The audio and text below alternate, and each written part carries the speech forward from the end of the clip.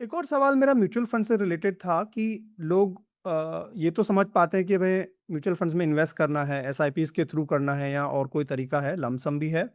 लेकिन mutual funds को cell करना या स्विच करना, स्पेसिफिकली स्विच हुँ, हुँ। करना कि मैंने एक म्यूचुअल फंड लिया है पोर्टफोलियो में, पिछले 2 साल से परफॉर्म नहीं कर रहा है, नेगेटिव रिटर्न्स हैं, लेकिन सेम कैटेगरी में कोई एक्सवाईज़ी अदर फंड है जिसने अच्छी परफॉर्मेंस दी है, तो क्या मुझे स्विच कर लेना चाहिए कि नहीं स्विच करना चाहिए? कैसे डिसाइड करें?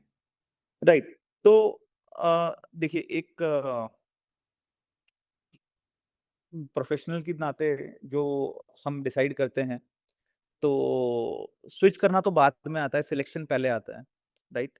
क्योंकि पहले फर्स्ट टाइम जब आपने फंड लिया, तब आपने क्यों लिया, राइट? तब आपने क्या चीज़ें देखी? क्या आपने उस फंड का वैल्यूएशन देखा? क्या आपने उस फंड के मैनेजर का फिलॉसफी समझी फंड की, एएमसी की? क्या वो मैंडेट को फॉलो कर रहे हैं? जो उनके फंड का मैंडेट है, वो उस हिसाब से इन्वेस्ट कर रहे हैं? क्या वो जो स्टॉक्स में इन्वेस्ट कर रहे हैं, वो मैंडेट से अलाइन्ड है या नहीं है? वो रिस्क को कैसे मैनेज कर रहे हैं, राइट? क्योंकि रिटर्न एक चीज़ है, रिटर्न सभी देखते हैं, सभी को दिखाया जाता है। हाँ, वो भी किस तरह से देखना है, वो भी एक क्वेश्चन है, क्योंकि जनरली लोग पॉइंट टू पॉइंट रिटर्न देखते हैं कि पिछले 1 साल का रिटर्न या पिछले 3 साल का चलो अब देखने लग गए। लेकिन रोलिंग रिटर्न देखना चाहिए कि हाँ, पिछले 10 साल में आपने जब भी इन्वेस्ट किया होता और 1 साल के लिए या 3 साल के लिए, तो कैसा रिटर्न बनता, इर्रेस्पेक्टिव ऑफ कि किसी भी दिन आपने किया हो। तो रोलिंग रिटर्न हम देखते हैं एंड बहुत सारे रिस्क पैरामीटर्स देखते हैं। उसके बाद हम सेलेक्ट करते हैं अ, और वो जो शॉर्ट लिस्टेड फंड्स होते हैं, फिर उनको हम क्वालिटेटिवली भी एनालाइज़ करते हैं कि उनके पोर्टफोलियो में कैसे स्टॉक्स हैं। क्या कोई कचरा स्टॉक्स हैं, एकदम से पेनी स्टॉक्स हैं, जो नहीं होने चाहिए एक अच्छे फंड मैनेजर के अच्छे पोर्टफोलियो में, तो फिर उसको हम इग्नोर करेंगे। फंड साइज़ कितनी है?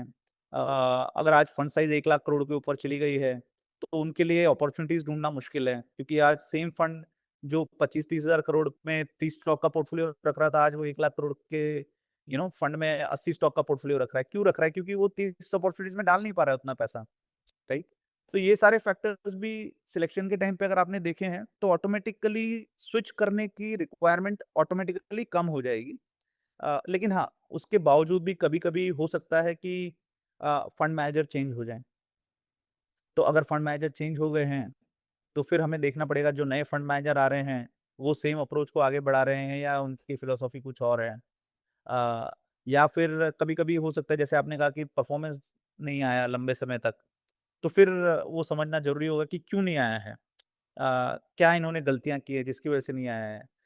या फिर सिर्फ़ ये इस वजह से है कि जो मार्केट का बिहेवियर है अभी, वो इस तरह का है कि वो इस फंड की फिलॉसफी से अलाइन नहीं है।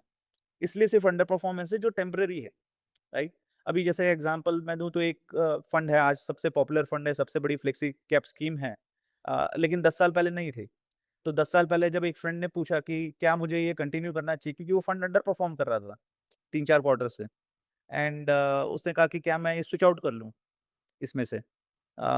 मैंने कहा नहीं, मेरे को एक बार चेक कर लेने दो पहले, क्या है? तो मैंने देखा पोर्टफोलियो क्या है, फंड मैनेजर की फिलॉसफी क्या है, सब कुछ सही लग रहा था। लेकिन उस समय क्योंकि मार्केट में कुछ एक वेव होगी पर्टिकुलर सेक्टर्स के लिए, पर्टिकुलर मार्केट कैप सेगमेंट के लिए, तो वो अंडर परफॉर्म कर रहा था। लेकिन उसके बाद में that was the best performing fund, today it is the largest mutual fund scheme in India.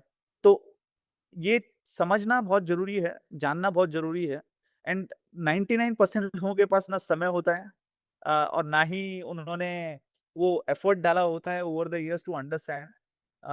लेकिन सुपरफिशियल वो इंटरनेट पे स्टडी कर लेते हैं, रीडिंग कर लेते हैं, उनको लगता है कि हाँ, चलो ये इंटरनेट वाला एनालिसिस सही है, इसके हिसाब से हम कर लेते हैं इन्वेस्ट।